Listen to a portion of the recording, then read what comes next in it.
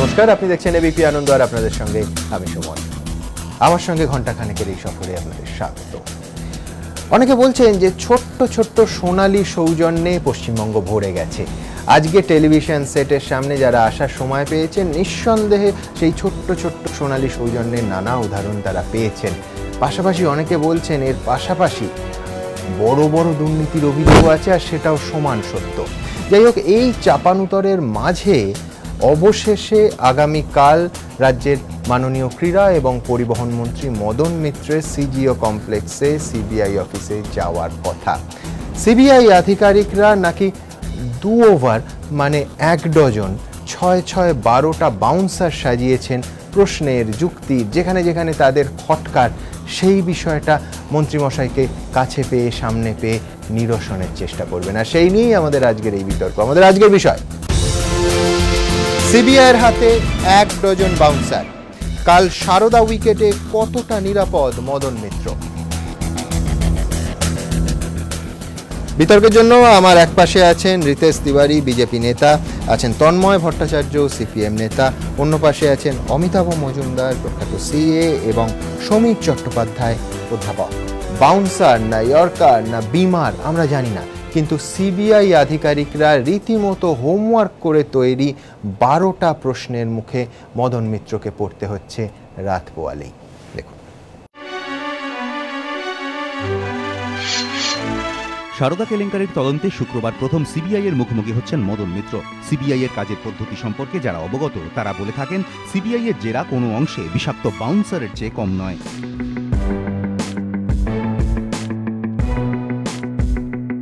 কেন্দ্রীয় গোয়েন্দা সংস্থা সূত্রে খবর, মদন মিত্রের জন্য তৈরি 1 ডজন প্রশ্ন। দেখে নেওয়া যাক কি রয়েছে সেই সম্ভাব্য প্রশ্নের তালিকায়। শুক্রবার প্রথমেই সিবিআই আধিকারিকরা পরিবহন মন্ত্রীকে জিজ্ঞাসা করতে পারেন তার কতগুলি ব্যাংক অ্যাকাউন্ট রয়েছে, কোথায় কোথায় কত টাকা লগ্নি করেছেন। মদন মিত্রকে প্রশ্ন করা হতে পারে তিনি কত টাকা আয় করেন, তার আয়ের উৎস কি, নিজের ছাড়া স্ত্রী ছেলেদের নামে কোনো লগ্নি করেছেন, কোন কোন ব্যাংকে তার লকার রয়েছে, কতগুলো লকার রয়েছে, কার কার নামে লকার রয়েছে, কি রয়েছে সেই লকারে।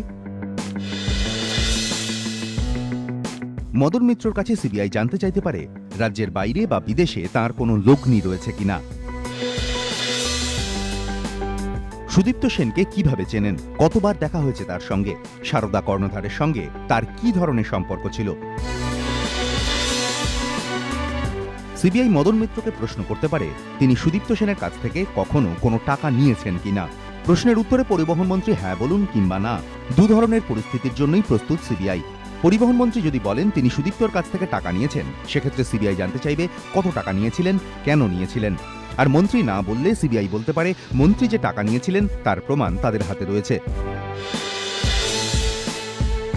এরপর সিবিআই মদনকে জিজ্ঞাসা করতে পারে তিনি কি মিডল্যান্ড পার্কে সারদার দফতরে যেতেন। মদন মিত্র হ্যাঁ বললে জানতে চাওয়া হবে কতবার কি উদ্দেশ্যে মিডল্যান্ড পার্কে গিয়েছিলেন তিনি, আর না বললে গোয়েন্দারা বলতে পারেন তাদের কাছে মন্ত্রীর মিডল্যান্ড পার্কে যাওয়ার প্রমাণ রয়েছে।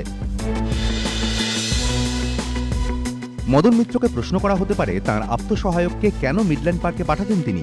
মন্ত্রী অস্বীকার করলে সিবিআই বলতে পারে তাদের কাছে প্রমাণ আছে আত্মসহায়ক মিডল্যান্ড পার্ক থেকে প্যাকেট নিয়ে যেতেন। কি থাকতো সেই প্যাকেটে? মন্ত্রীর কাছে জানতে চাওয়া হতে পারে সারদার কোনো ড্রাইভার কখনো তাকে টাকা পৌঁছে দিয়েছে কিনা। হ্যাঁ বললে জিজ্ঞাসা করা হবে কতবার কত টাকা দিয়েছে, কেনই বা দিয়েছে। আর না বললে গোয়েন্দারা বলতে পারেন তাদের হাতে তথ্য রয়েছে যে ড্রাইভাররা গিয়ে মন্ত্রীকে প্যাকেট দিয়ে আসতো। যে 2টি গাড়ি ব্যবহার করতেন সেগুলি কার, গাড়ির খরচ কে দিত। কোনোদিনও ফোন করে সুদীপ্ত সেনের কাছ থেকে টাকা চেয়েছেন। মন্ত্রী হ্যাঁ বললে প্রশ্ন করা হতে পারে কতবার টাকা চেয়েছেন, আর মন্ত্রী টাকা চাওয়ার কথা অস্বীকার করলে সিবিআই বলতে পারে সুদীপ্ত সেন নিজে অভিযোগ করেছেন আপনি হুমকি দিয়ে টাকা নিয়েছেন, এবার কি বলবেন। কখনো সারদার কোনো অনুষ্ঠানে গিয়েছেন, মন্ত্রী হ্যাঁ বললে প্রশ্ন করা হতে পারে কতবার আর কার আমন্ত্রণে, ওই অনুষ্ঠানে গিয়ে কি করতেন। আর যদি মদন মিত্র অস্বীকার করেন তাহলে গোয়েন্দারা বলতে পারেন তাদের হাতে অনুষ্ঠানের ভিডিও ফুটেজ রয়েছে। এরপর গোয়েন্দারা মন্ত্রীকে প্রশ্ন করতে পারেন অনুষ্ঠানে যাওয়ার সময় জানতেন না ওটা কি ধরনের সংস্থা, সাধারণ মানুষকে এই চিটফান্ডে টাকা রাখতে উৎসাহ দিতেন কেন, কি উদ্দেশ্য ছিল আপনার। অনেকেই বলছেন খেলার মাঠে মদন মিত্রকে বহুবার দেখা গিয়েছে, কিন্তু সিবিআই এর প্রশ্নরূপী বাউন্সার ক্রীড়ামন্ত্রী কিভাবে সামলান তারপরই বোঝা যাবে তিনি কত বড় খেলোয়াড়। এরই সঙ্গে বিরোধীরা কটাক্ষের সুরে বলছেন পিচ একটু বেশি বাউন্সি তো, হেলমেটটা যেন একটু শক্তপোক্ত বাজেন ক্রীড়ামন্ত্রী। প্রকাশ সিনহা, এবিপি আনন্দ। রিতেশ, এই হাসপাতাল অসুস্থতা এই পর্বে সিবিআই মনে করছে তাদের পক্ষে যেটা ইতিবাচক সেটা হচ্ছে প্রচুর হোমওয়ার্ক করার সুযোগ পেয়েছেন। এই মুহূর্তে তাদের হাতে গাড়ির রেজিস্টার, ফোন কল ডিটেলস, একাধিক মানুষের জবানবন্দি এবং সব থেকে বড় যেটা সেটা হচ্ছে লার্জার কনস্পিরেসি। মদনবাবুর মাধ্যমে মদনবাবু এবং অন্য কারা কারা সারদার সঙ্গে কি সম্পর্ক রাখতেন সেটা নিঃসন্দেহে আতশ কাচের নিচে আসবে। অবশ্যই শুরুতে লিকার চা না দুধ চা ইত্যাদি জিজ্ঞেস করা হবে। সেই সৌজন্যর পরে কিন্তু ম্যারাথন গ্রিলিং চলবে বলে অফিসারদের বক্তব্য। তোমার কাছে আমার প্রশ্নটা খুব পরিষ্কার, একটা অভিযোগ অবধারিত, কালকে বিকেলের মধ্যে নতুন করে তৃণমূল কংগ্রেসের দিক থেকে আবার তোমাদের কোর্টে বল পাঠিয়ে দেওয়া হবে যে মাননীয় মুখ্যমন্ত্রীর ভাষায় এবং তার উচ্চারণে বাম্বু বিজেপির চক্রান্ত। সেই জন্য আজকে একজন সম্মানীয় মন্ত্রীকে আগামীকাল সিবিআই দফতরে যেতে হচ্ছে। না দেখুন, মুখ্যমন্ত্রী অভিযোগ করতেই পারেন। মুখ্যমন্ত্রী সমস্ত বিষয়ে 80-র দশকে আমরা দেখতাম যে প্রত্যেক কটা ব্যাপারে বামেরা বলতো কেন্দ্রের চক্রান্ত। তো মুখ্যমন্ত্রী সমস্ত ব্যাপারে যেহেতু বামেদের লাইনেই কথাবার্তা বলছেন, এক্ষেত্রেও তার মনে হয়েছে বামেদের লাইনটাই সঠিক লাইন। নিজেদের বামেরা বলতো কেন্দ্রের বঞ্চনা, কেন্দ্রের বঞ্চনা, কেন্দ্রের চক্রান্ত, লাইনটাই এক। মানে বলতে হবে কেন্দ্রের বিরুদ্ধে, নিজেদের দোষ। দেখুন, আমি পরিষ্কারভাবে বলতে চাই, পুরো মদন মিত্র এপিসোডটাকে আমরা যদি দেখি, আমি অন ক্যামেরা গ্যারেন্টি দিয়ে বলছি, এমনিতেও আপনারা প্রোগ্রাম শেষে দেখিয়ে দেন, লিখেই থাকেন যে সমস্ত মত হচ্ছে বক্তাদের নিজস্ব। আমি অন ক্যামেরা একদম নিজের বিশ্বাস নিয়ে বলছি, পুরো ঘটনার মধ্যে আমার একদম সমস্ত এক একটা সিকোয়েন্স যদি আমরা মেলাই, তাহলে মমতা ব্যানার্জি ডাইরেক্ট ইনডাইরেক্ট তার উপস্থিতি পুরো বোঝা যায়। একজন লোক অসুস্থ হয়েছে, সে একটা হসপিটালে ট্রিটমেন্ট করাচ্ছে, রাতারাতি তাকে পরিবর্তন করতে হলো, কেন করতে হলো? প্রশ্নটা এক। দ্বিতীয় বিষয়, দেখুন মদন মিত্রর দোষ প্রমাণ হলে তার কি হবে না হবে, এটা এই পুরো ঘটনায় মদন মিত্র একটা ছোট মাছ বলে আমরা মনে করি। তৃণমূল কংগ্রেস দলটাকে বুঝতে হবে, এই দলে মদন মিত্র, বাকি আরও সমস্ত অনেক নাম আছে, অর্পিতা, শুভাপ্রসন্ন, কেউ ডাইরেক্ট আছে, কেউ নেই, তাপস পাল, শতাব্দী রায়, অনেক নাম আছে। কিন্তু আমি মনে করি মন্ত্রী হিসাবে মদন মিত্র কালকে যাওয়া এই সরকারের কাছে নিশ্চিতভাবে একটা অস্বস্তির কারণ। কিন্তু একই সঙ্গে এটা বুঝতে হবে, কোনোভাবেই মমতা ব্যানার্জির আশীর্বাদ যদি না থাকতো, মমতা ব্যানার্জির ডাইরেক্ট ইনডাইরেক্ট সমর্থন না থাকলে কোনো মদন মিত্র, কোনো মুকুল রায়, কোনো শুভেন্দু অধিকারী, কোনো অর্পিতা ঘোষ এদের ক্ষমতা হতো না ওখান থেকে 1 টাকা নেওয়া। রিতেশ, আপনি যেটা বলছেন সেটা হচ্ছে লার্জার কনস্পিরেসির ম্যাক্সিমাম একটা পার্ট হতে পারেন মদন মিত্র, তার বেশি কিছু একদম ঘটনা। কারণ এই দলে মমতা বন্দ্যোপাধ্যায়ের কে উপেক্ষা করে, অবজ্ঞা করে কোনো নেতা নেত্রী 1 টাকা নিয়ে এই দলে রাজনীতি করতে পারবে না। তার পরের দিন তার পলিটিক্যাল ক্যারিয়ার শেষ হয়ে যাবে। এটার বাইরে তৃণমূল কংগ্রেস যদি বলে মিথ্যে কথা বলা হবে, সত্যকে আড়াল করা হবে, এটা নিয়ে কোনো সন্দেহ নেই। বুঝলাম আপনার মত। আমি দর্শকদের দেখাবো এক নেতার কথা, যিনি 2011 নির্বাচনের আগে তার গাড়িটাও নিয়েছিলেন তিনি, এবং দেয়া হয়েছিল সারদা সংস্থা থেকে। সেই গাড়িটি দুর্ঘটনায় পড়ে, তার থেকে আরও দামি একটি গাড়িও বায়না করেন, সেটিও পেয়ে যান। আসুন দেখি সেই নেতার কাণ্ড। সিবিআই এর গাড়ি অস্ত্র, এক প্রভাবশালী মন্ত্রীর বিরুদ্ধে এই অস্ত্রই ব্যবহার করতে চাইছে সিবিআই। কেন্দ্রীয় গোয়েন্দা সংস্থা সূত্রে জানা গিয়েছে, 2011 বিধানসভা ভোটের সময় নির্বাচনী প্রচারের কাজে ব্যবহারের জন্য তৎকালীন বিধায়ক অধুনা এক মন্ত্রীকে একটি গাড়ি দিয়েছিলেন সুদীপ্ত সেন, যার জ্বালানি থেকে চালকের বেতন, টিফিন সব খরচই দিতেন সারদা কর্ণধার। শুধু প্রচারের কাজে ব্যবহারই নয়, প্রায়শই মন্ত্রী নিজে এই গাড়িতে চড়ে জনসভায় যেতেন, যদিও গাড়ি বাবদ 1 পয়সাও গুনতে হতো না তাকে। এইভাবে 5-6 মাস এই গাড়িটি ব্যবহার করেন ওই মন্ত্রী। তারপর আচমকাই সেটি দুর্ঘটনায় পড়ে। মেরামতির পর গাড়িটি মন্ত্রীমশায়ের না পছন্দ হওয়ায় তিনি নয়া গাড়ির আবদার করেন সুদীপ্ত সেনের কাছে। সেই মতো মেলে নতুন গাড়ি, আর পুরনো ওই গাড়ির ঠিকানা হয় ওড়িশার বালেশ্বর। সারদার ভিন রাজ্যের অফিসে। সিবিআই সূত্রে খবর, যে ড্রাইভার প্রথম গাড়িটি চালাতেন তিনি এই সংক্রান্ত সমস্ত তথ্য কেন্দ্রীয় গোয়েন্দা সংস্থাকে দিয়েছেন। এক্ষেত্রে গুরুত্বপূর্ণ ভূমিকা নিয়েছে সারদার অন্যান্য চালকদের বয়ানও। সঙ্গে মিডল্যান্ড পার্ক থেকে মেলা সারদার গাড়ি রেজিস্টার তো রয়েছে। এই রেজিস্টারে মন্ত্রীর 2টি গাড়ি ব্যবহারেরই তথ্য রয়েছে। অস্ত্রে শান দেওয়ার পালা শেষ, এবার তা ব্যবহারের অপেক্ষায় CBI. Prakash Sinha, ABP Ananda, Kolkata. Kalyani's Nature Pure presents ঘন্টা খানেক সঙ্গে Suman, powered by high-tech smartphones, শুধুমাত্র এবিপি আনন্দে। Kalyani's Nature Pure presents ঘন্টা খানেক সঙ্গে Suman, powered by high-tech smartphones, শুধুমাত্র এবিপি আনন্দে। অমিতাভবাবু, নেতাদের পক্ষে একটা যুক্তি দেওয়া হচ্ছে, সেটা হচ্ছে প্রাইভেট এমপ্লয়মেন্ট এক্সচেঞ্জের মতো সারদাকে ব্যবহার করতে হতো। দরের লোকেরা, পছন্দের লোকেরা তাদের কাজ পাইয়ে দেওয়ার জন্য এই ঘনিষ্ঠতা, এই রকম একটা আপাত জনদরদি যুক্তি দেওয়া হচ্ছে সারদা ঘনিষ্ঠতার পেছনে।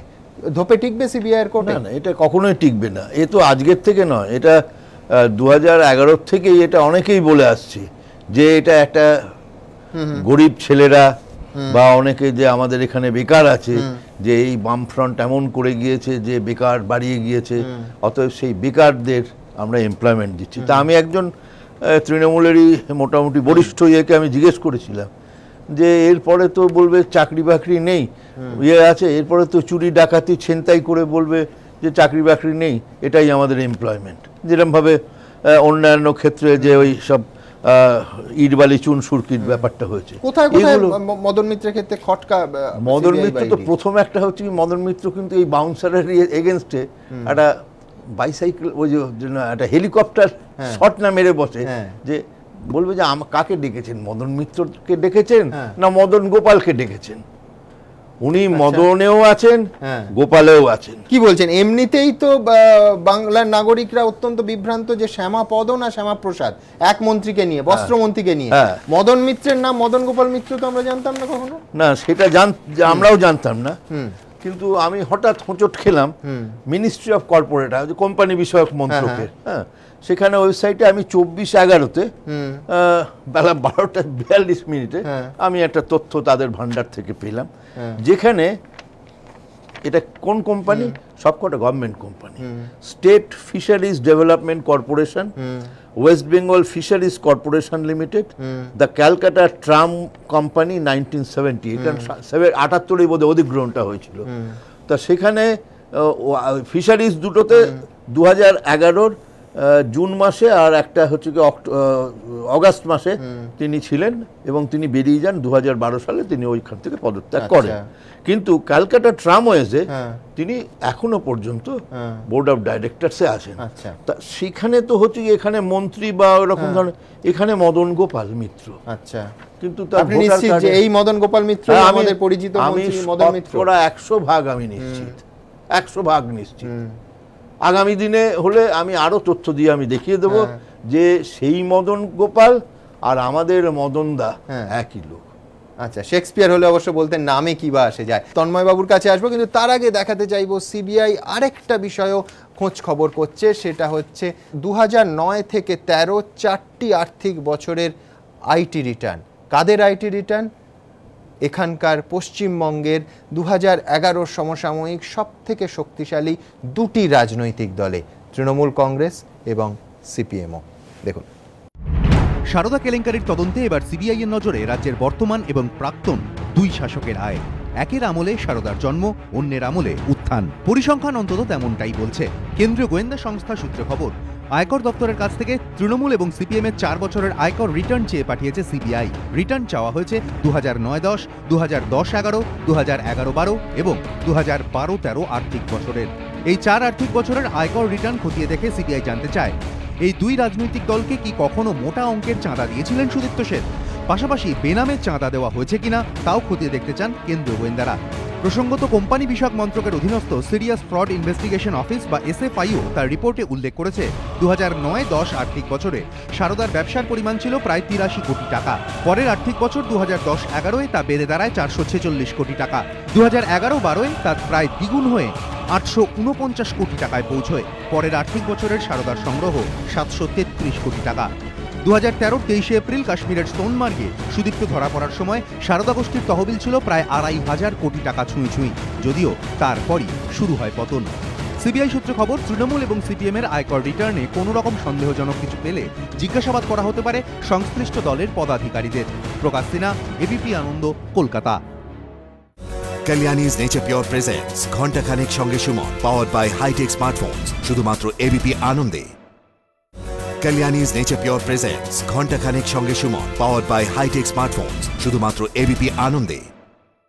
তন্ময়বাবু, সন্দেহের কোনো অবকাশ নেই যে এই রাজ্যে তৃণমূলের উত্থানের সঙ্গে সঙ্গে সারদা রায় দ্বিগুণ হয়েছে এবং বহুগুণ বেড়েছে, কিন্তু সিবিআইয়ের এইখানে, আপনারা তো সিবিআই তদন্তের দাবিতে সরব ছিলেন, এখানে কিন্তু তৃণমূলের সঙ্গে সঙ্গে আপনাদেরও আইটি রিটার্ন 4 বছরের তারা জোগাড় করছেন 2009 থেকে 13, তাতে বড় অঙ্কের কোনো চাঁদা সারদা থেকে রাজনৈতিক দলের কাছে এসছে কিনা তাও দেখা হবে, কি বলবেন? কোনো অসুবিধা নেই। 4 বছর কেন, 14 বছরের আইটি রিটার্ন চাইলেও কোনো অসুবিধা নেই, 34 বছরের আইটি রিটার্ন চাইলেও কোনো অসুবিধা নেই। আমরা প্রথম থেকে বলে এসেছি যে আমরা অনেক কিছু জানি যা দিয়ে আমরা সিবিআইকে সাহায্য করতে চাই। সূর্য মিশ্র বারবার বলেছেন এই কথা। এখন ঘটনা হচ্ছে যে ময়ে হাত পড়েছে। ময়ে হাত পড়েছে মানে আশা করা যায় মাথা পর্যন্ত হাত পৌঁছবে। কয়লা যেমন শতবার ধুলেও তার ময়লা যায় না, তার রং বদলায় না, কালোই থাকে, ঠিক সেই রকমভাবে তৃণমূল কংগ্রেস, সেই দল এবং তার প্রধানতম নেত্রীকে এই সারদা কেলেঙ্কারি তার বাইরে কিছুতেই বের করা যাবে না, যতই চেষ্টা হোক না কেন। গত বছরের 3রা মে ক্ষুদিরাম অনুশীলন কেন্দ্রে বক্তৃতাটা শুরু ছিল কুণাল চোর, টুম্পাই চোর, মদন চোর, মুকুল চোর, আমি চোর। এখন সিবিআই ওই উল্টো দিক থেকে না ঘুরে যদি এইটাকে জাস্ট রিভার্স করে নিয়ে আমি চোর, মদন চোর, মুকুল চোর, টুম্পাই চোর, কুণাল চোরে পৌঁছতো, তাহলে পরে হচ্ছে মাথা পর্যন্ত পৌঁছানোর জন্য এত বিলম্ব হতো না। সাক্ষী মহারাজ আজকে বলেছেন নাথুরাম গডসে মহাত্মা গান্ধীর চাইতেও বড় দেশপ্রেমিক ছিলেন। এখন এটাও কেউ কেউ বিশ্বাস করবেন, ন্যাচারালি এটাও কেউ কেউ বিশ্বাস করতেই পারেন যে মদন মিত্র চোর নয় বা মদন মিত্র টাকা নেননি, সেটা তদন্ত সাপেক্ষ। কিন্তু এখন যেটা বিষয় সেটা হচ্ছে মদন মিত্র আদৌ যেতে ভয় পাচ্ছেন না। আগে মনে হচ্ছিল যেতে ভয় পাচ্ছেন, এখন সিবিআইয়ের কাছে যেতে কিন্তু আর ভয় পাচ্ছেন না। এখন উনি ভয় পাচ্ছেন যেটায়, সেটা হচ্ছে উনি কি হবেন। উনি কি কিষেনজি হবেন, না উনি কুণাল ঘোষ হবেন, না উনি আসিফ খান হবেন। আসলে তো খান, মদনও খান, রজতও খান, কুণালও খান, আসিফও খান, সকলেই খান। এখন এই এতগুলো খানের মাঝখানে Madan Mitra is that person যিনি সবার আগে বলতে পেরেছিলেন যে বিন্দু বিন্দু জমে জমে সিন্ধু তৈরি হবে। এবং কার্যত দেখা যাচ্ছে যে তৃণমূল কংগ্রেসের এই রাজ্যে ক্ষমতা বিস্তার 2009-এর লোকসভা নির্বাচন, সরকার গঠন 2011-র মে মাস, তারপর থেকে হচ্ছে বিন্দু সত্যি সত্যিই সিন্ধু হলো। এবং যেই সিন্ধু এখন 15,000 কোটি টাকা, একটু আগে আপনি যা বললেন, সেই জায়গায় গিয়ে পৌঁছলো।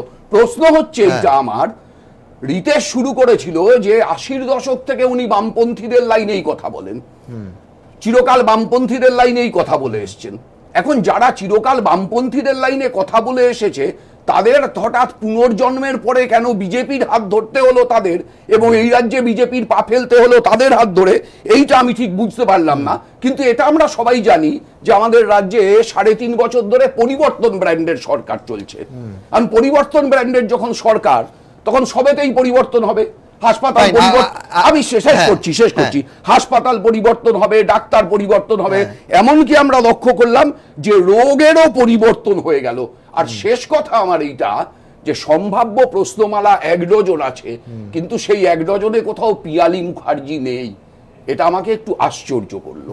আমি সমীর বাবুর কাছে যাব। সমীর বাবু, এটা তো তন্ময় বাবুর অভিযোগ যে তিনি একেবারে সরাসরি দুর্নীতির দায় অভিযুক্ত করছেন, রাজনীতিবিদরা করছেন এবং বিরোধী রাজনীতিবিদরা তো করবেনই, এটাই স্বাভাবিক। কিন্তু আপনি আমায় বলুন যে প্রতিদিন একটার পর একটা ঘটনা, যে কোনো দিন সংবাদ মাধ্যমে, খবরের কাগজ বলুন, টেলিভিশন চ্যানেল বলুন, কোনো না কোনো নেতার এক একটা মহান কর্ম, মহান অভিযোগ সামনে আসছে। আজকে সোনালী গুহ, কালকে অমুক, কালকে তমুক, দিল্লি, কলকাতা, সব মিলিয়ে, মানে এরপর তো কেউ বলতে পারেন যে সত্যনারায়ণের পুজো দিন আপনারা।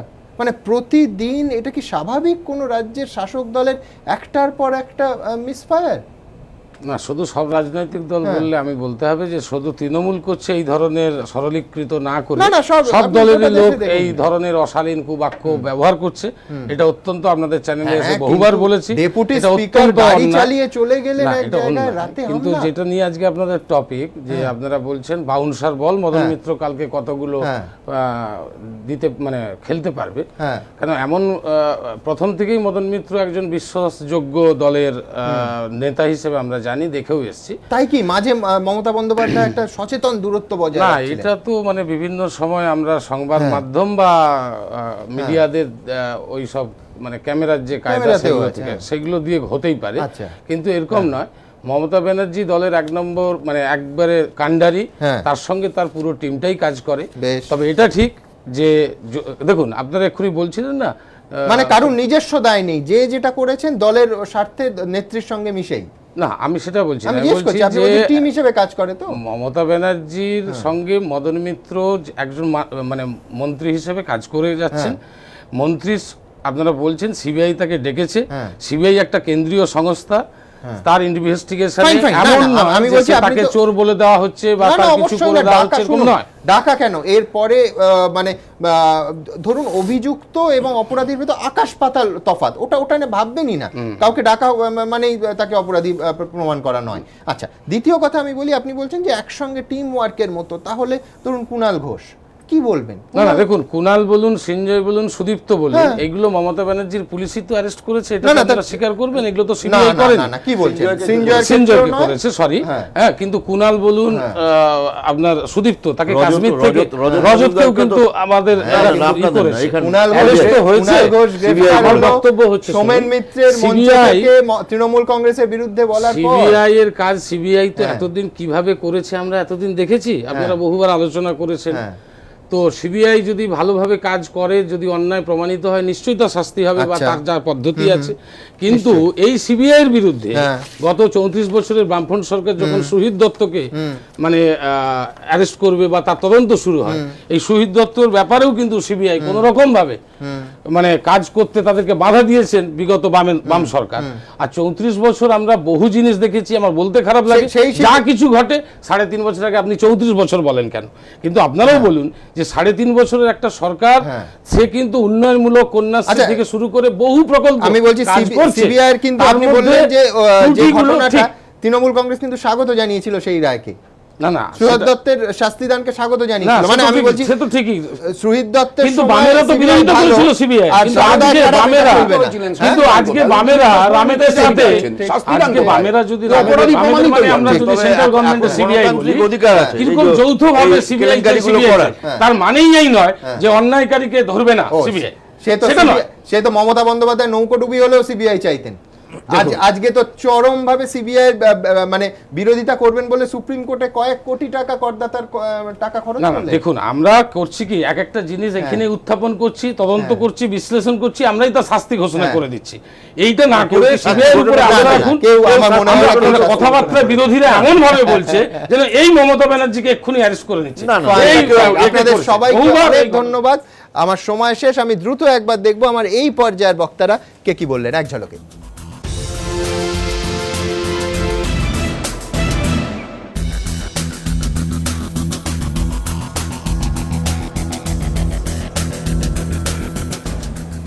ছোট্ট একটা বিরতির সময় হয়ে গেছে, বিরতির পর ফিরে এসে আমরা গল্প শুনবো এক হারুন আল রশিদের, যিনি রাতের অন্ধকারে এই কলকাতার রাজপথে বিএমডব্লিউ সরিয়ে ছোট্ট স্যান্ট্রো নিয়ে বেরিয়ে পড়তেন তার চেনা গলি, চেনা দুঃখ, চেনা সুখ, চেনা বন্ধুদের খোঁজে, এবং তিনি Amitabh Bachchan.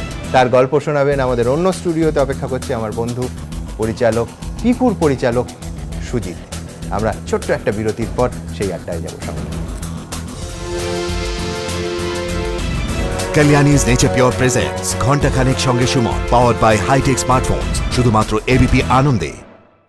Kalyani's Nature Pure presents ঘন্টা খানেক সঙ্গে Suman, powered by high-tech smartphones, শুধুমাত্র এবিপি আনন্দে।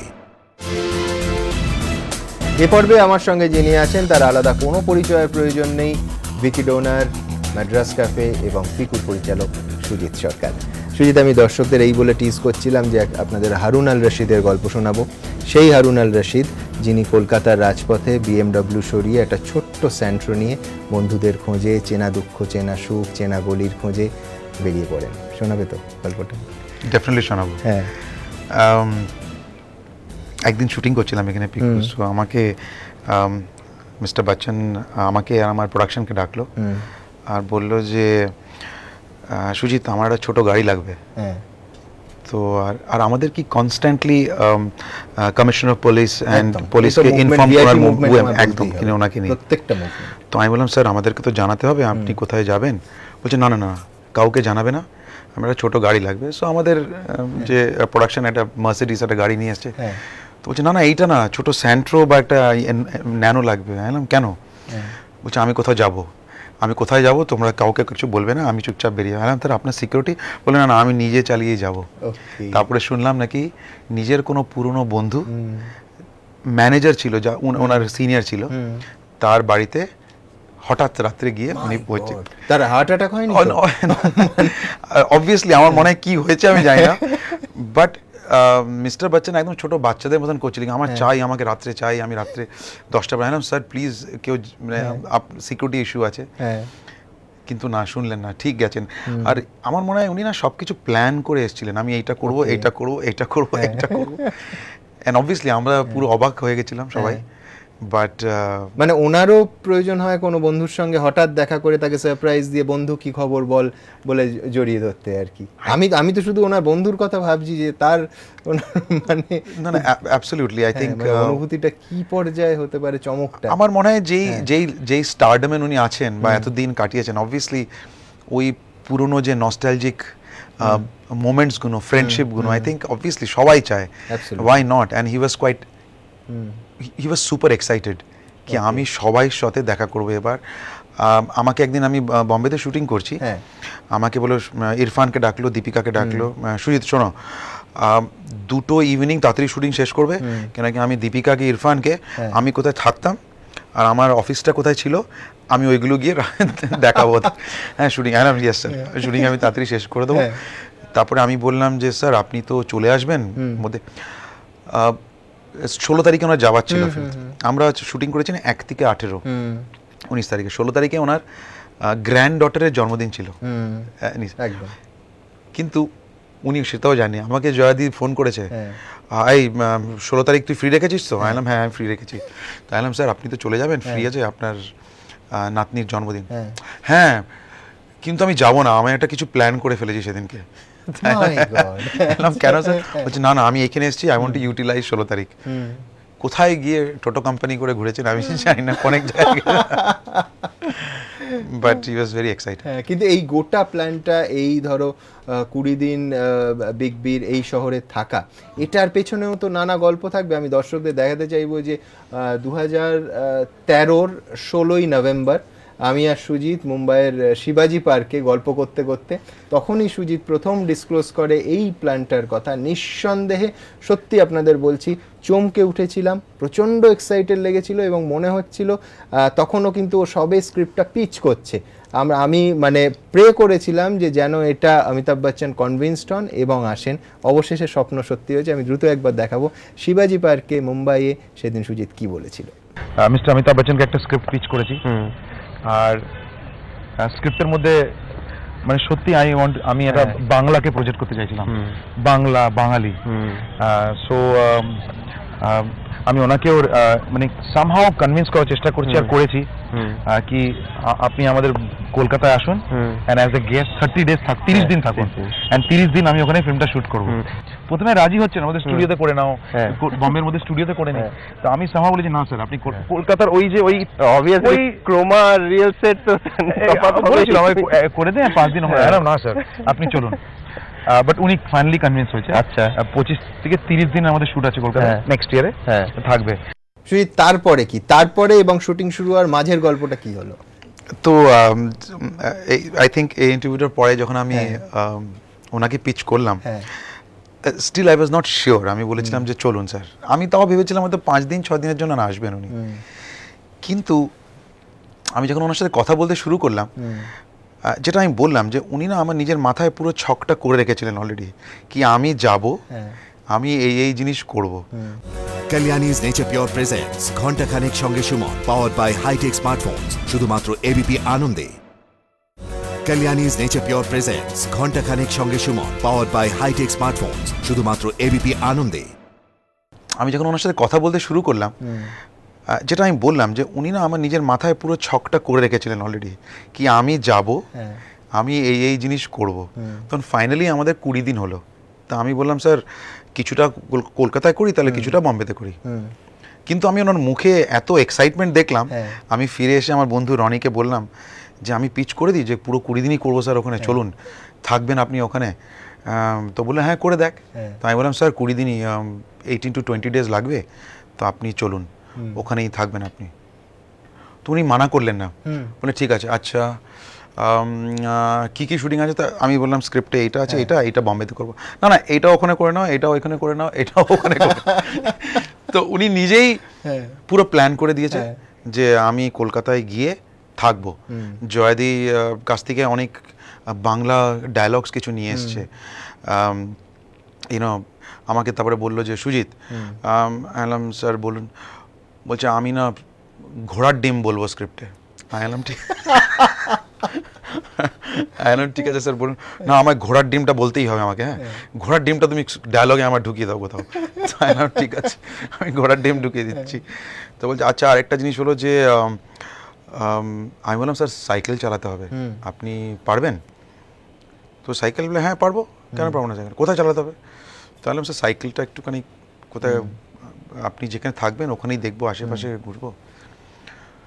তো তখন আরও এক্সাইটেড হয়ে গেল, সাইকেল চালাতে হবে। নিজেই বলতে শুরু করে দেন সুজিত, আমি ওই রাইটার্সের ওখান দিয়ে, তারপরে ওই ক্যামাক স্ট্রিটের ওখান দিয়ে, এইখান দিয়ে, তারপরে মসজিদ হয়ে এইখানে ঘুরে। না স্যার তখন পারবো না আমি। বলছি না আমি সাইকেল চালাবো। তখন আমি দেখলাম যখন ওনারই এক্সাইটমেন্ট, তখন আমিও বললাম ঠিক আছে চলো। আমিও সাইকেল নিয়ে বেরিয়ে পড়েছি রাস্তায়। তুমি এই বড়া পাওকে দেখে এই আড্ডাতেই আমাদের বলেছিলে যে এক হচ্ছে যাই না, তারপরে তুমি একটুও ডিসক্লোজ করোনি যে একেবারে বাঙালি ফ্যামিলির গল্প, হ্যাঁ। দুই হচ্ছে যে খুব মানে তুমি স্ক্রিপ্টটাই এমন করেছো যে ওই সাইকেল থামিয়ে কোনো রাস্তার চায়ের দোকানে গিয়ে চরিত্রটি চা খাচ্ছে, এই রকম সেইগুলো রাখতে পেরেছিলে? হ্যাঁ গল্পটা ওটাই, আমি একটা বাঙালি পরিবারের গল্প, বাবা আর মেয়ের গল্প। আচ্ছা মেয়ে অবভিয়াসলি দীপিকা, দীপিকা, তাই জন্য ওনার নাম পিকু। আর সো বেসিক্যালি উনি ওই সাইকেলে করে নিজের কিছু পুরনো আড্ডায় যায় আর কি। আচ্ছা সো ওই পুরনো আড্ডাগুলো আমি ঠিক ক্যাপচার করেছি। সো আমি তাই চাইছিলাম যে পুরনো কলকাতা তো নর্থ কলকাতা, তো এটা তো প্রায় বায়োপিক হয়ে গেল, মানে ওনারও ফিরে আসা, ক্যারেক্টারটারও যেন পুরনো আড্ডায় যাওয়া, একদম ওটাই। তো উনি তাই প্রথম মানে যখন উনি স্ক্রিপ্ট পড়েছেন তখনই নিজেকে একটা নস্টালজিক লেভেলে নিয়ে চলে গেছিলেন। তাই তখন আমি যখন বলেছিলাম তখন ওনার পরপর আই থিঙ্ক নিজের সব পুরনো দিনের কথা মনে পড়ে গেল। আর তখন পরপর লাইন আপ করতে শুরু করলো। আমাকে বললো যে আমি সাইকেল করে যখন যাব, আমি বললাম স্যার একটু আপনাকে ওই লোকাল চায়ের দোকানে দাঁড়িয়ে চা খেতে হবে। কোন চায়ের দোকান, কি একটা জিনিস চায়ের দোকানের নাম বললাম, আমি ওইখানটা খাবো। আমি স্যার ওখানে আমি পারবো না যেতে, আপনি এই আমাদের ধর্মতলার উপরে একটা চায়ের দোকান আমি ব্যবস্থা করছি, ওখানেই করুন, চাটা খান। বলছে আচ্ছা ঠিক আছে আমি চা খাবো। আমাকে সাইকেল যখন চালাচ্ছে আমাকে বলছে শুই তুই তাড়াতাড়ি কেন কাট কর, আমি একটু ঘুরে আসি, আমি একটু ঘুরে চলো পিছনে তুই আমার পিছনে নিয়ে চল, আমি চলো ঘুরে আসি। মানে উনি বাচ্চাদের মতন করতে লাগেন। আমি সেটে আসলে না তখন সামলানো যায় না, তখন আমার তখনই মনে হয় কেন দিয়ে দিলাম সাইকেলটা। সাইকেল নিয়ে ঘুরছে, এখন উনি ঘুরছেন অবভিয়াসলি, ওনার এত ফ্যানস, এত ওনার রয়েছে, সব এত ভালোবাসে। আর নিজেকে অলরেডি উনি বাংলার জামাইবাবু মানে সবাই আর যেহেতু জয়াদি এখানে ছিলেন, মানে এখানে কাজ করেছেন, বাঙালির একটা ওনার উপর একটা এফেক্ট রয়েছে। আর খুব রেসপেক্ট করেন। একজন ন্যাশনাল আইকন, তিনি বাংলায় প্রায় 20 দিন টানা শুট করছেন, এটা তো ইটসেলফ শহরটা এবং শহরের লোকেদের কাছে খুব গর্বের ব্যাপার। মানে আই থিঙ্ক সো। আর উনিও খুব প্রাউড ফিল করেছেন। আর তুমি বলছো বাচ্চা ছেলের মতো এক্সাইটেড ছিলেন।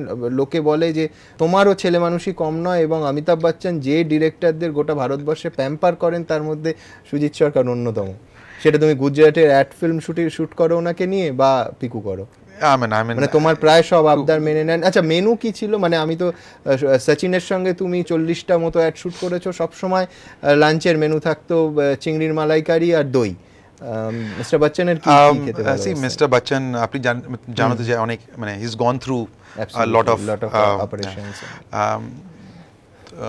আমার মনে আছে আমি একদিন একটা ফিল্ম শুট করছিলাম, একদিন আমাকে তো একটা পড়ে যাওয়ার সিন ছিল এটাতে না, তো আমার একটা আগের একটা ছবি ছিল, তো আমি ওটার থেকে আমি আসছি খাওয়াটাতে আসছি, তো সিনটা ছিল যে উনি পুরো দাঁড়িয়ে আছেন, পুরো একটা সমুদ্রের একটা বিচ, ওর মধ্যে পুরো বডিটা নিয়ে পড়ে যাবেন হাঁটতে হাঁটতে, খুব টায়ার্ড আর কি, পড়ে যাবেন।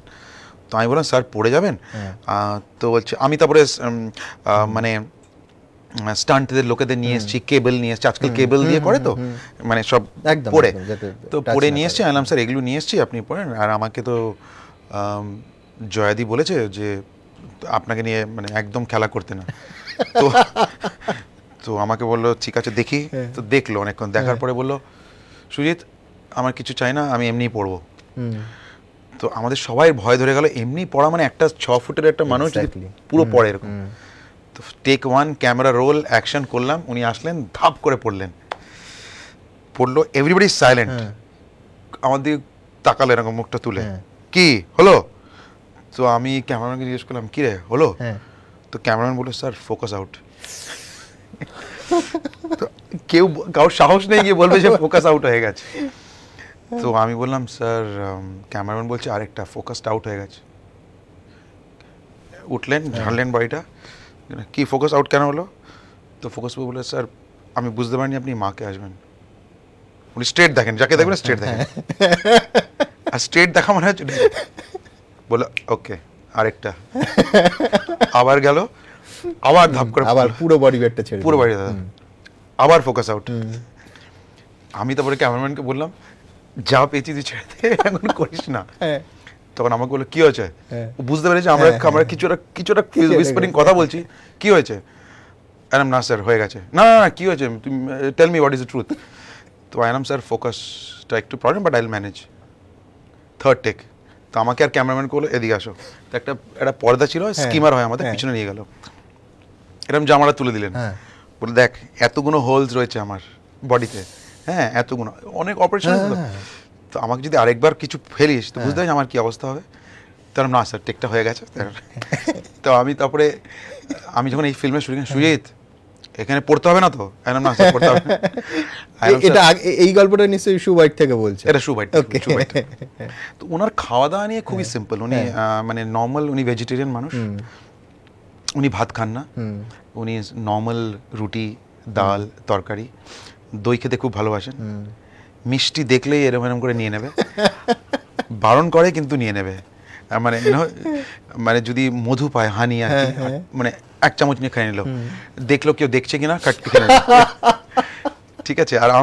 আর আমাদের ইউনিটে ধরো একটু বাদাম, একটু ছোলা, একটু গুড়ের কিছু ধরো ওই আসলো, দূরে এরকম চোখটা এরকম করে দেখতে থাকবে, কার কাছে যাচ্ছে কাছে, তারপর চুপচাপ এই এদিকে এরকম করে তুলে নেবে, মানে আমাদের প্লেট থেকে তুলে নেবে, ওদের প্লেট থেকে তুলে নেবে। তারপরে মাঝে মাঝে বলেও, আবার আমি শুনতে পাইনি, একদিন আমার সাউন্ডের লোকটা বলছে আমাকে ডাইরেক্টরটা খাটিয়ে মারছে, খাওয়াচ্ছে না আমাকে, কিছু দিচ্ছে না, খেতে দিচ্ছে না। তো আমি তো শুনতে পাইনি, আমাকে সাউন্ড লোকের লোকটা এই শোন এটা বলেছে, আর খেতে দিচ্ছে। তখন আমি বলতাম স্যার সরি ব্রেক করবো, আপনি খাবেন না? তো একে বললো, আমি বলতাম না না আমি শুনেছি, মানে উনি মানে সেটার মধ্যে যা পাবে সবাই, মানে উনি কোনো নেই মানে যে এই প্লেট থেকে খাবো না, কেউ প্লেট থেকে, যে কারোর প্লেট থেকে এদিকে এখান থেকে তুলে নেবে, একটু খাবেন উনি, খুব সিম্পল, আদারওয়াইজ খাওয়া দাওয়াতে ওতে কোনো রেস্ট্রিকশনস নেই। এই সুবাইটের নাকি তোমার সেকেন্ড ফিল্ম কিন্তু এবং অমিতাভকে নিয়ে এখনো রিলিজ করেনি, আমরা কেউ দেখতে পাইনি, তো সেটার নাকি অমিতাভ বচ্চন নিজে উদ্যোগ নিচ্ছেন সেটাকে রিলিজ করানোর, চেষ্টা চলছে একটা, মানে বিটুইন দ্য 2 স্টুডিওস যা হয় আর কি, একটা 2 স্টুডিওসের মধ্যে যে ইগোস্টিক হ্যাসেল হয় ওতে আটকেছে, but possibly soon, I think it's one of his very good performances, খুব ভালো কাজ করেছেন, খুব খেটে, so I hope let's see, দুজনেই আমরা খুব এক্সাইটেড ওটা নিয়ে কথা বলি। বাট পিকুর মিউজিক্যাল একটা পার্ট আছে এবং সেখানে নাকি অমিতাভ বচ্চনকে সিতার বাজাতে হয়েছে, সেরকম সেখানে তো একটা মিউজিক্যাল অমিতাভকে কি আবিষ্কার করতে পারলো? আমি ওনার কাছে গেছিলাম, যে আমি বললাম স্যার একটা আপনি কিছু ইনস্ট্রুমেন্ট বাজান, তো আমাকে ওনাকে না, উনি যখন স্ট্রেট তোমাকে দেখবে আর ওনার ভয়েসটা যদি জিজ্ঞেস করে কেন, আর ব্ল্যাঙ্ক তাকাবে তোমার দিকে, যখন ব্ল্যাঙ্ক তাকাবে সামনে যে লোকটা দাঁড়িয়ে আছে ও কি বলবে বুঝতে পারে না। কেন? আমি তখন এলাম, না স্যার যদি আপনি বাজান তাহলে একটা কিছু আমার সিন আছে করব। না কি বাজাতে হবে সেটা তুমি বলো। তো আমি বললাম আপনি কি সিতার বাজান? সিতার? না, কোথায় দেখি, আমি বাজাইনি, কিন্তু আমাকে তার প্র্যাকটিস করতে হবে। কোথায় সিতার নিয়ে এসছো? বললাম না স্যার আমি আনিনি, আমি তো জিজ্ঞেস করতে এসেছি। না তো আমাকে এখনই সিতার চাই, নিয়ে আসো। তখন বাচ্চার মতন করবে, আমার এখনই সিতার চাই। তখন আমি প্রোডাকশন লোককে পাঠালাম, এলাম সিতার নিয়ে আয়। তো প্রথমে একটা সিতার নিয়ে আসলো, ও সেতারের বদলে নিয়ে এসছে তানপুরা। ঠিক আছে, নিয়ে এসছে। তো বলছে এইটা কি? স্যার সেতার। আমি তো বুঝতে পারিনি কোন সুজিত তুমি তানপুরা না সেতার? এলাম কি না সিতার স্যার। বলছে আমাকে তানপুরা নিয়ে এসছে। তো বললাম সরি স্যার ভুল হয়ে গেছে। আমি তারপরে নীলাদ্রিকে ফোন করেছি, আর তারপরে নীলাদ্রিকে বললাম নীলাদ্রি আমার এরকম একটা, তো আমি তারপরে দোকান থেকে একটা সেতার জিজ্ঞেস করছি। ওমা দেখি কি বলে আমার ভ্যানে পাঠিয়ে দাও। ভ্যান থেকে তো আমি স্যার শর্ট রেডি, বেরোচ্ছেই না। ওই সীতারার মধ্যে টিং টং টং করে সেটের মধ্যে এসছে, সেটের মধ্যে বসে আছে, দেখবে আই থিঙ্ক একটা দুটো পিকচার্স আছে ওনার, বাজিয়ে যাচ্ছে সেতার একদম। তো উনি যেখানে ঢুকে যান না, মানে ওটা একদম পারফেক্ট করে। পিয়ানো নাকি বাজান বাড়িতে? একদম পিয়ানো। আমাকে একদিন বলেছে যে সেতার উনি পারফেক্ট একদম বাজিয়েছে ফিল্মে, উইদাউট এনি হেল্প, নিজে শিখে নিজে বাজিয়েছে। অ্যান্ড পিয়ানোতে আমাকে একদিন বলেছে যে সুজিত আমার বাড়িতে আসবি, তুই আর আমি খাওয়া দাওয়ার পরে, ডিনারের পরে 2 ঘন্টা পিয়ানো নিয়ে বসবো, আমিও মিউজিক ডিরেক্টর, তো আমি মিউজিক দেবো, তুই শুনবি, যেই গানটা তোর ভালো লাগবে ইউ ইউজ ইট। আমি বললাম স্যার তাহলে মিউজিক ডিরেক্টর তো না, শুধু তুই আর আমি, মিউজিক ডিরেক্টর আসলে আমাকে ইনফ্লুয়েন্স করবে। তো আমি ঠিক আছে আসবো। তো প্ল্যান আছে একবার গিয়ে রিলিজের আগে ওনার সাথে ঘন্টা 2 একটু পিয়ানো নিয়ে বসবো, আমি পিয়ানো বাজাবো, তুই শুধু শুনবি। আমি ঠিক আছে শুনবো।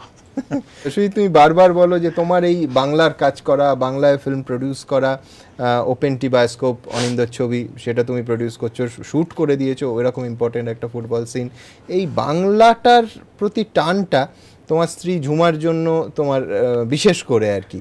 তো এখানে তো আপামর বাঙালির ঝুমাকে থ্যাংক ইউ বলা উচিত যে এইরকম একজন প্রডিউসার ডিরেক্টরকে বারবার বাংলায় টেনে আনছে।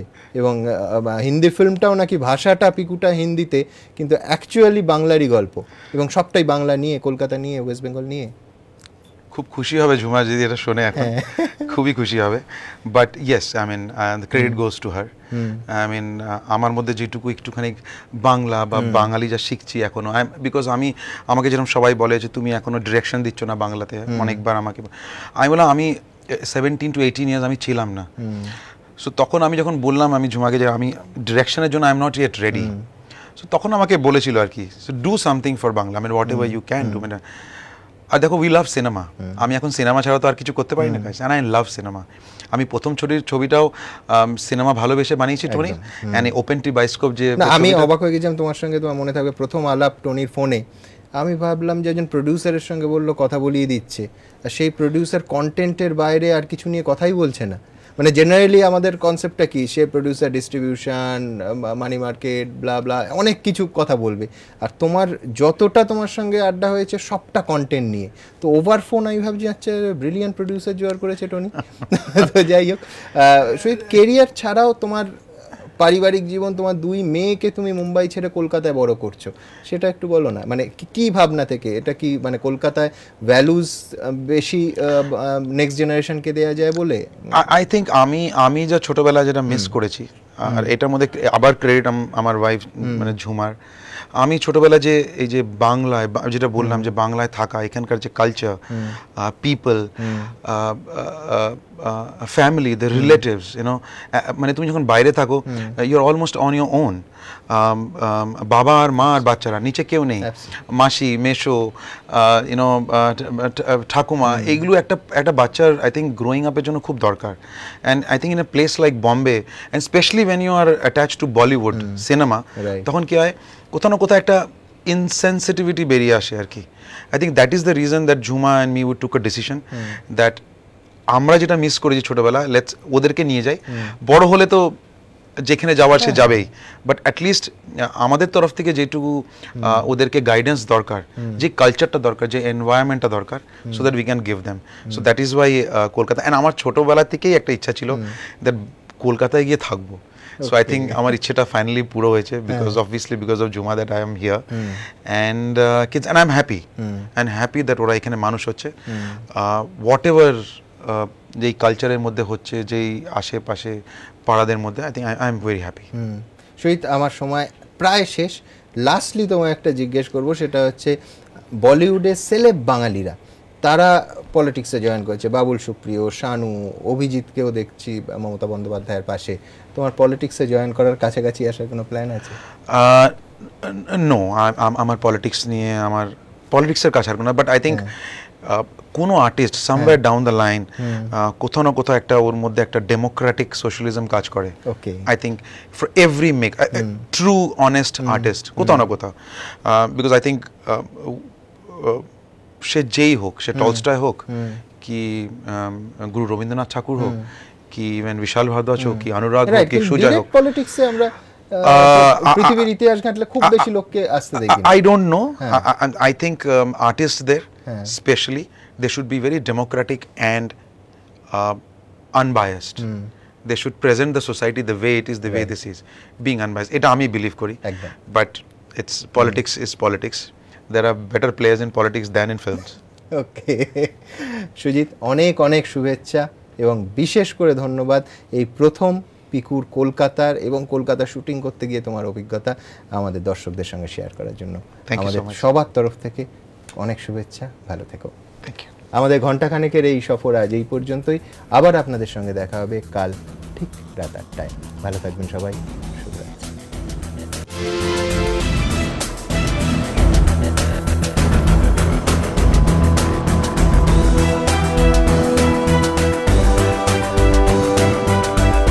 Kalyani's Nature Pure presents Ghonta Khanek Shonge Shumon, powered by High-Tech Smartphones, শুধুমাত্র ABP আনন্দে। নিবেদন করছে nature pure refined rice bran oil, আপনার হার্টের সত্যিকারের বন্ধু। Powered by hi tech smartphones, be amazingly smart. সহযোগী নিবেদক Vivekananda hospital Durgapur, a super speciality hospital with trauma care and heart institute, Priya Gopal Bishu, MG road, Bara Bazar, triangular, DPS north Kolkata. Admissions opening for pre nursery to class 8। প্রান্তিক পরীক্ষায় ভালো নম্বর পাওয়ার ব্রহ্মাস্ত্র এবং দ্য সোমিস, you can, I can, we all can.